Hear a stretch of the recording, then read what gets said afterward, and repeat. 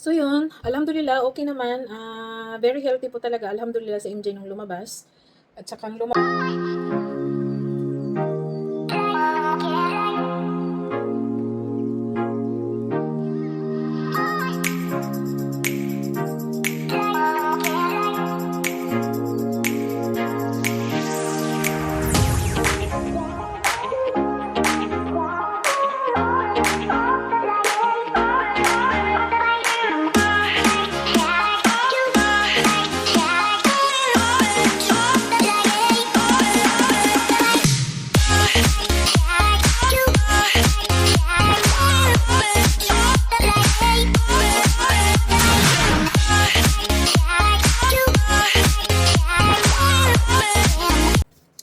good morning, good afternoon, good evening, world.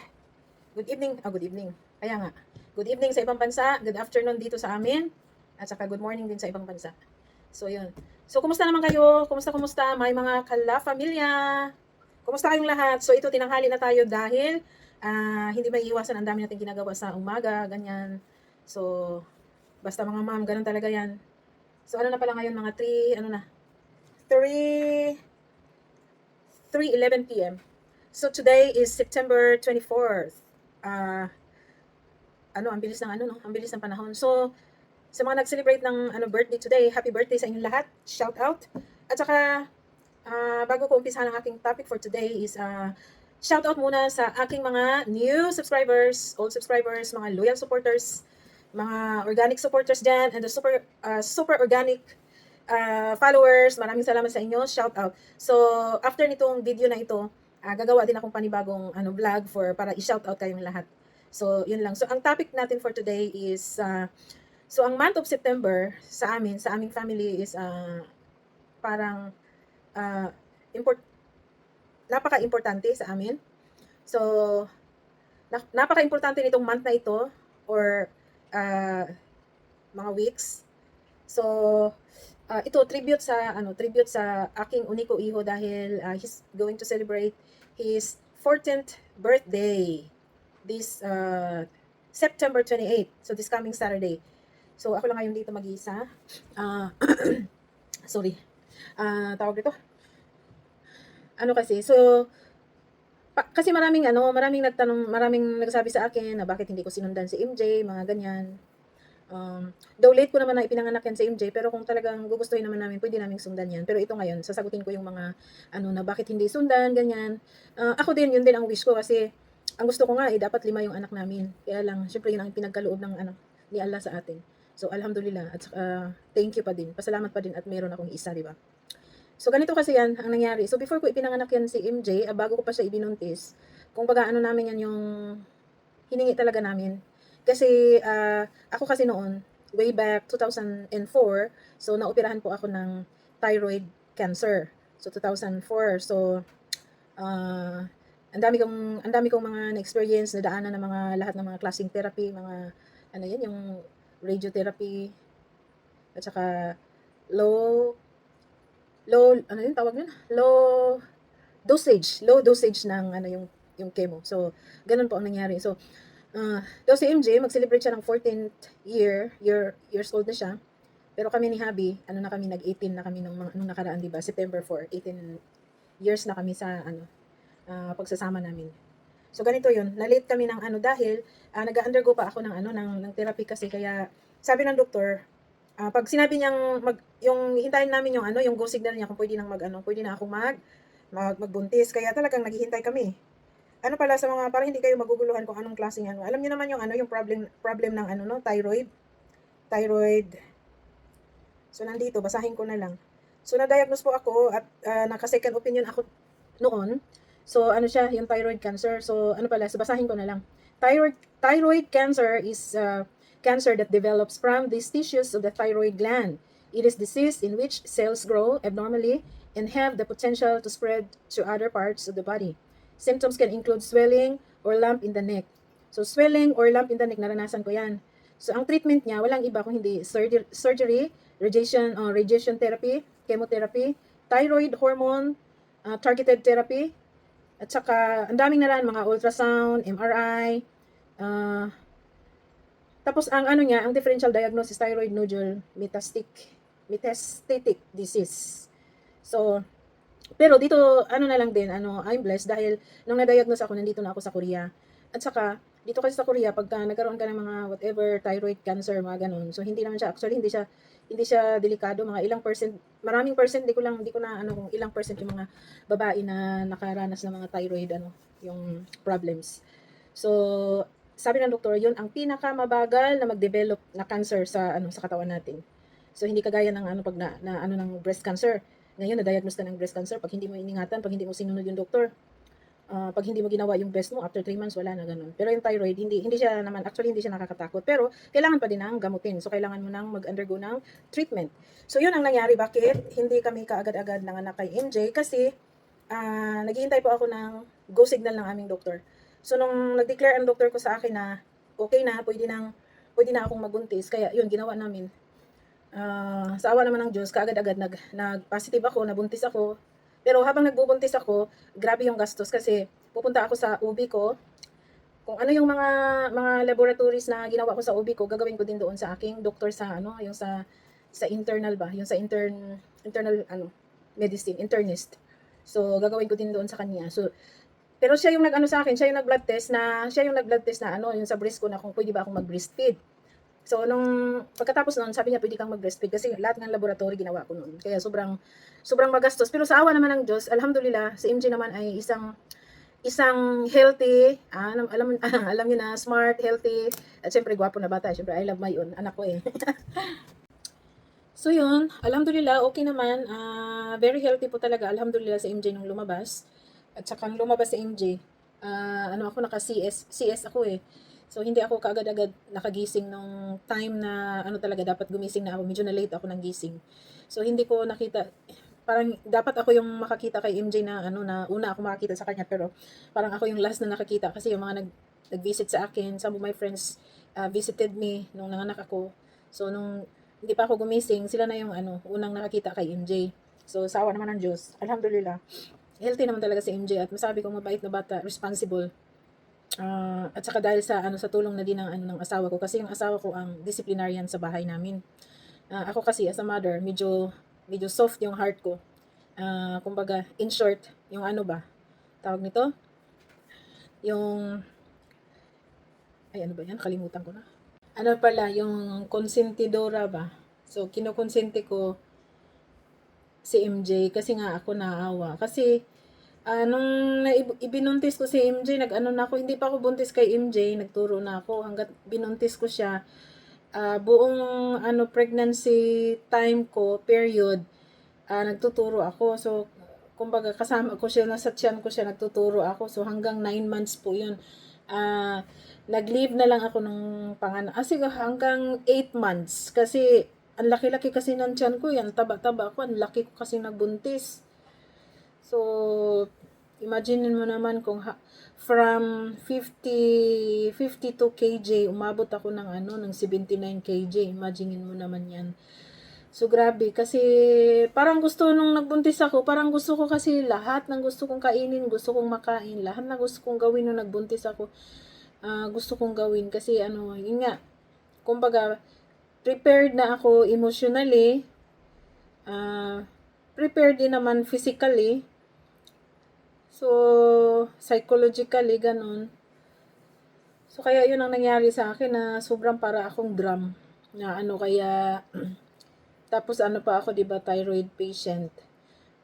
Tapos ang laki-laki ko, nagmamanas ang katawan ko, kaya mas lalo akong na-CS. So, yun. Pero nung pinanganak ko na si MJ, doon naman yung, ano, yung parang, pinaka, ano, tawag nito, yung medyo ako naghihirap, kumbaga down na down ako nung mga time na yun nung time na ipinanganak ko si MJ kasi kabilaan yung mga naging ano ko problema, mga pagsubok lalo na sa extended family ganun nung time na yun. Pero sa awa naman ng Diyos, blessed din naman yan si MJ kasi siya yung ano, kumbaga siya yung nagturo sa akin na siya yung nagturo sa akin na tuloy-tuloy lang ang buhay, ganun. Siyempre, wala akong choice eh. hindi ako pwedeng mag-ano noon, tumigil na lang sa buhay kasi nandiyan si MJ. Si MJ palagi ang iniisip. At saka, of course, kaming dalawa ng asawa ko, si Daddy Abdullah naman. Alhamdulillah, very responsible din naman siya. So, teamwork kami kasi wala kaming kamag-anak dito sa South Korea. So, kami-kaming dalawa lang talaga ang nag-ano kay MJ. So, ang ginagawa namin, kasi panghapon yung klase ko, sa umaga naalagaan ko si MJ. Bago ako pumasok, nahatid ko si MJ sa yung meron dito sa Korea yung ano yung in-enroll ko siya, pinaaral ko na siya. Meron ditong ano yung sa infant ba, sa mga para sa mga baby. So, parang mag-learn siya doon, ganyan. So, napaka-baby ba pero ano, yun nga. Kasi kailangan kong mag-work kasi breadwinner pa ako noon eh nung pinanganak ko si MJ. Breadwinner ako kasi yung nanay at tatay ko may mga sakit sila noon.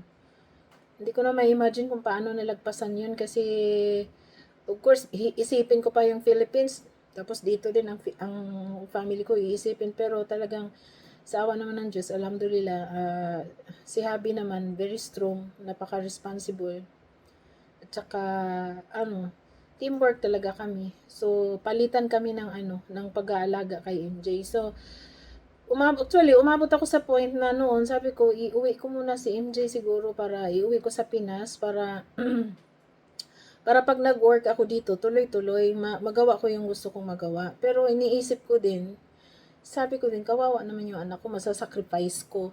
So, ang gusto ko lang naman, kahit naghirap ako dito, kahit sa araw, maghirap ako, kahit wala akong masyadong tulog sa gabi, ang importante, makasama ko yung anak ko sa gabi. Yun naman ang iniisip ko. As a mother po talaga hindi hindi kakayanin na mawala yung anak mo sa mawala yung anak mo sa iyo, hindi mo makatabi sa pagtulog sa mga nung during time na infant pa sila, parang ang hirap para sa akin. Pero syempre naman yan eh. Case to case basis din kung bakit yung ibang nanay iniwan nila yung anak nila para maghanap buhay, mga ganyan. Merong mga ibang reason doon. Pero as a mother, as a whole talaga, mahirap iwanan yung anak na wala sa katabi mo. Parang hindi ka makakatulog talaga. Parang kang mai-stress. Mag-anxiety ka. Yun ang iniisip ko naman. So, para hindi naman ako mamroblema, hindi ako ma-stress, hindi ako mag-worried sa anak ko, kumusta na kayo ang anak ko ngayon, ganun. Iba talaga pag, kung sa umaga, sa araw, hindi kayo magkasama kasi may work ka, tapos iniwan mo siya doon sa mga baby center, ganun. Okay naman din doon ang pag-aalaga.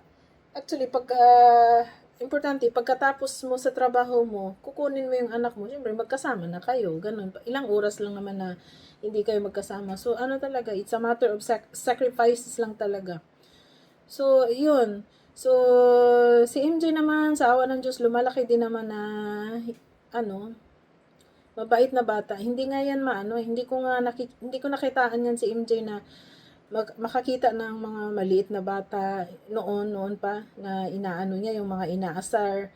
Yung ibang bata inaasar yung ibang bata, yun ang mga nakikita ko sa iba rin eh.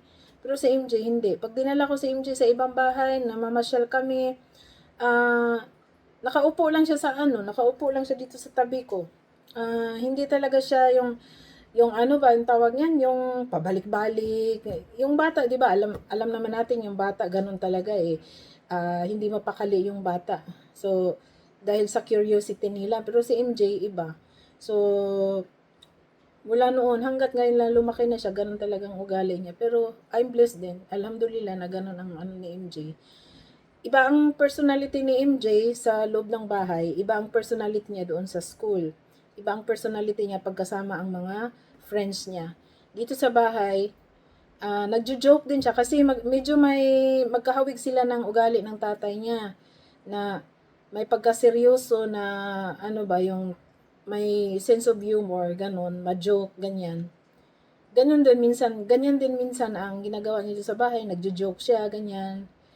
So, pero iba, yung parang pag tinanong mo, sasagot siya, pag hindi mo tinanong, basta ganun lang, ganyan.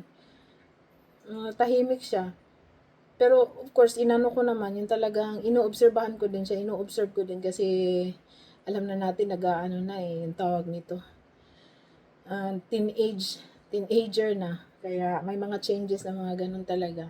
Pero sa awa naman ng Diyos, walang sakit sa ulo si MJ. Actually, si MJ ang nagturo sa akin kasi ako high temper ako.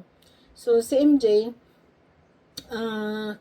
parang siya yung nagturo sa akin na ma-hold ko yung temper ko ba kasi honestly, siguro mga ilang beses lang talaga akong nakasigaw yan kay MJ hanggat ngayon kasi si MJ rin nagsabi din sa akin na ayaw daw niya na nasisigawan siya yung salitang yung salitang alam niyo na ako Bisaya. So pag nabigla ka ganon, siyempre makasigaw ka ganyan. So ayaw niya, gusto niya yung talagang lumanay lang pagsasalita mo. Pag sinigawan mo yan, sisigaw din siya kaya doon ako nakaano na hindi pala dapat nasigawan. Kasi pag inayos mo siya ng sabihan mo siya ng maayos, sumusunod naman siya. Pero siya mismo ang nagsabi sa akin na wag ko daw gawin yan na sisigaw, tawag nito, yung magdadakdak, yung ganun. Siya mismo nagsabi sa akin yan. Naalala ko nung sinabi niya sa akin yan. Elementary siya. Siguro nasa mga grade 4, mga ganun. So, hindi ko na nakalimutan yun. So, sa awa naman ng Diyos, at saka masyadong yung asawa ko, disciplinarian. Pero, disciplinarian ang asawa ko, pero may pa din, may sense of humor. Yung, buti naman, niya, na guide niya si MJ, at saka, alhamdulillah, si Allah din. Kasi palagi namin pinagdasal na i-guide yung anak namin, palagi eh. So, yun. At saka, hindi madaling palaki ng bata dito sa South Korea as Muslim couples kasi ang South Korea ay hindi Islamic country. So, alam na natin sa mga Muslim dyan na couples, alam na natin kung paano tayo mag-i-struggle. So, umpisa na natin doon sa pagkain, sa mga culture, sa tradition. So, minsan, pag may tinuturo kasi dito, di ba, siya Buddhism. So, tinuturo din nila sa school yan. Tapos, nagsishare si MJ. Tapos, pag meron namang salungat doon sa tradition, culture ng Islam, kinokorek din namin. Pero sa awa naman ng Diyos, alhamdulillah, ang bilis niyang makaka-catch up. Sabi niya, ay, ganun po ba ma? Sabi niya, ganun. Okay, magaganon lang siya. Tapos, hindi na niya makakalimutan yan. So, siguro, hindi ko na ma-imagine kung paano namin nire-raise yan si MJ, paano ko inaalagaan si MJ na talagang walang kahit sinong mga kamag-anak na nandito sa malapit ko. Talagang kami-kami lang talaga. So, imagine na lang na may time na ako mismo nagkasakit, umiiyak ako. Tapos minsan dinadala ko pa, may sakit ako, tapos nagpapadoktor ako, dala-dala ko si MJ, ganyan. Talagang tibayan lang talaga ng loob. At saka dasal lang talaga na kasi mamaya baka makulaps ka dyan, may anak ka pang bitbit, ganun. Ang dami kong naranasan mga ganyan sa buhay ko na, na while lumalaki si MJ. Kasi, of course, ang asawa ko din busy sa, sa hanap buhay. So, pero lang talaga, kailangan lang ng teamwork palagi, ganun. So, sa awa naman ng Diyos, ang aming family ay napaka-strong. Napaka-strong namin sa relationship namin sa aming whole family. So, dahil yung asawa ko din ay medyo din mag-impose ng yung mga tawag nito. Meron siyang mga din sa loob ng bahay eh. Kumbaga, yung culture at tradition nga ng Islam. So, siguro, hanggang dyan lang muna siguro ang ma-share ko kasi medyo mahaba-haba na din. Basta yun ang sagot ko kung bakit si MJ, bakit siya mag-isa lang. At saka, nung nanganak ako, sabi ng doktor sa akin, congratulations, kasi hindi daw lahat ng babae ay manganganak after matanggal yung thyroid. Ako naman kasi natanggal na yung thyroid ko bago ko pa napanganak yan si MJ. Kaya sabi ng doktor ko, congratulations, kasi si MJ daw, it's a miracle baby. So, alhamdulillah talagang binigyan niya kami ng mabait na MJ. Healthy, alhamdulillah, mashallah. Healthy at saka tawag nito, mabait na bata. At saka cute. So, thank you for watching guys. So, MJ is going to celebrate his birthday this Saturday. Pero wala naman kaming, na celebration. Ayaw din ni MJ kasi nakuha ni MJ yung, sa Islam na originally wala naman talagang birthday celebration ganun. Pero sabi ko sa kanya, dadalhin ko siya sa labas, mag-date kaming dalawa. Yun lang kasi wala naman dito si Daddy Abdullah. So, mag-celebrate kaming dalawa lang. So, yun lang, yun ang importante. At saka yun, healthy palagi. Yun lang talaga lagi kong pinagdasal na sana ay every now and then protektahan siya sa lahat ng mga ginagawa, mga lakad sa pag-aaral niya at i-guide siya. Yun ang at saka of course alagaan din yung ni Allah ang health niya. Yun lang ang lagi kong dinadasal talaga para kay MJ. So, thank you so much. Thank you for watching. So, sa mga hindi pa nakapag-subscribe sa aming channel, Mers and Family, please do subscribe and like and share. Thank you very much and see you around. God bless.